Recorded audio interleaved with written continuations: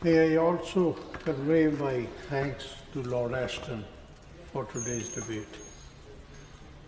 In my early childhood, visiting our ancestral village, I came to know that nearly every house had one or two male members in the army. Sadly, some of them never returned. It's a hilly part of Punjab where very small holdings, the only occupation joining the army. They were professional soldiers and took pride in their profession. Many were recognized for their outstanding service and bravery. When the Empire went to war with Germany in August 1914, its only fully trained and battle-worthy reserves immediately available to deploy in support of the British Expeditionary Force were the regular soldiers of the Indian Army. In addition to the soldiers of the Indian Army, the military authorities were also able to withdraw almost all the regular British battalions from India for service in Europe. Only 9 regular British battalions were retained in the country to keep a watch on the perennially problematic northwest frontier and Afghanistan, whose intentions could be altered by a change in ruler, as was to happen, but not until 1919.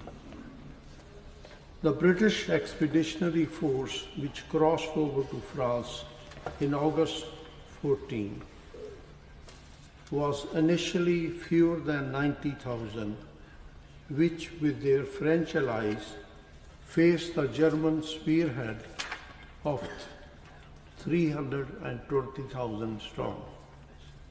In all, Germany had an attacking force of about 1.5 million.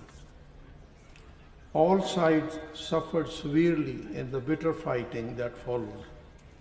By the end of Battle of Ypres, in November, the effect of the fighting may be judged by the fact that 7th Division, which had entered Belgium on 6th of October, almost 18,000 strong, had by 5th of November been reduced to less than 1/3 of its inventory.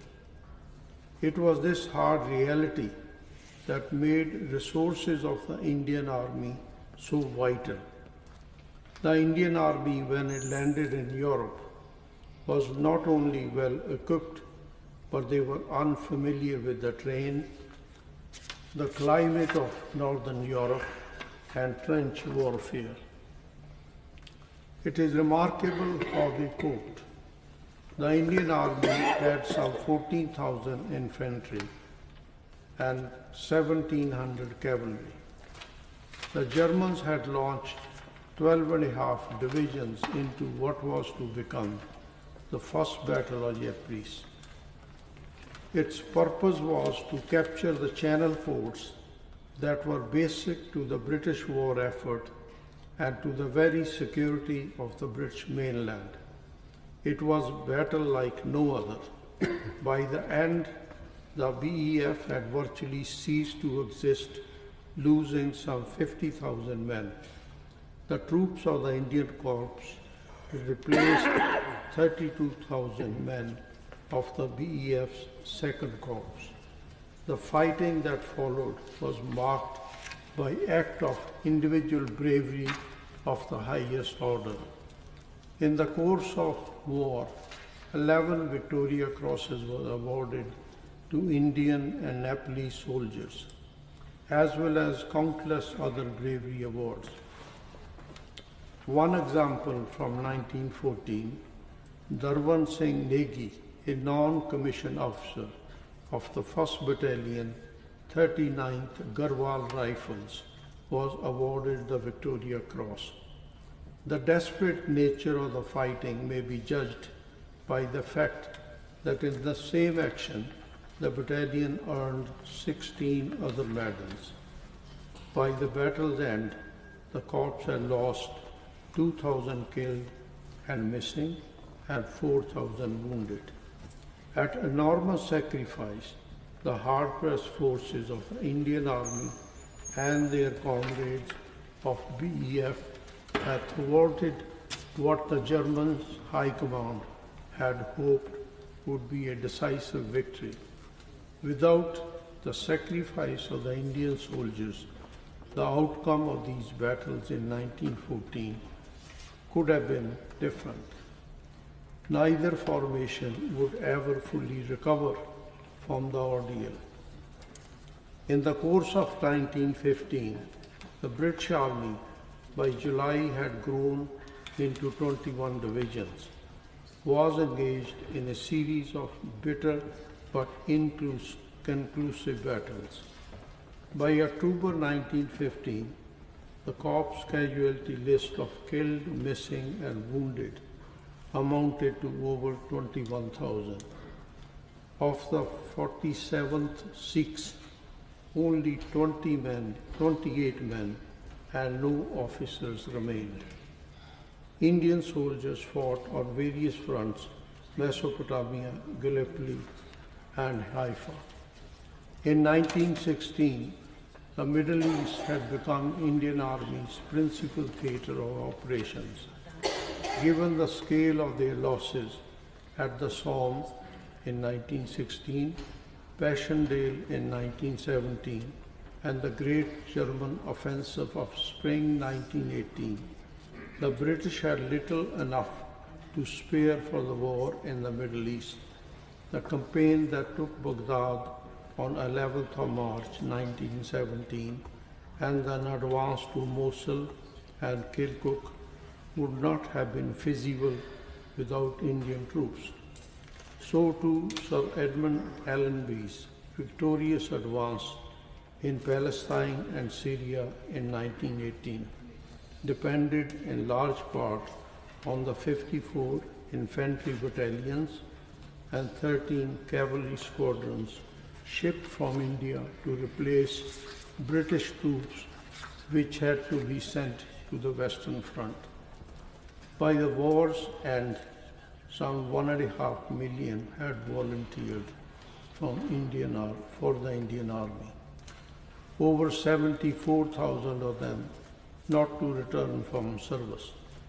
We have not even touched on the material side of India's contribution to the Empire's war effort. The contribution was truly remarkable. As Lord Gadia already mentioned, Mahatma Gandhi, the great leader of India's freedom struggle, who was in London in August 1914, set about organizing an Indian ambulance corps. The rulers of princely states were generous in their support. Ganga Singh Maharaja of Bikaner and Bhupinder Singh Maharaja of Patiala both sailed for Europe. The latter raised 17,000 men from his state, visited a number of fighting fronts, and by the war's end was an honorary Major General. My lords, now that we are commemorating the centenary of the Armistice, we should also remember the unsurpassed sacrifice to the war effort from the Indian subcontinent. In both the First World War and the Second World War, the monthly salary of an Indian soldier was just 15 rupees, about 1 guinea. They left their homes, traveled to all parts of Europe, Middle East, Africa, to fight for the empire for very little. My lords, the total number of military and civilian casualties in the World War I and World War II is estimated at about 100 million. Think seriously, it's a horrendous number. Many more families. What have we learned from this deadly chapter in the human history? Mahatma Gandhi, Martin Luther King, Nelson Mandela, and other preachers of peace have come and gone. We are still living in a very dangerous world where there are too many governments and individuals trigger happy, ready to fight rather than sitting down together to talk and listen. Commemorating Armistice Day and remembering millions who died in these wars, we should work together to build a peaceful world.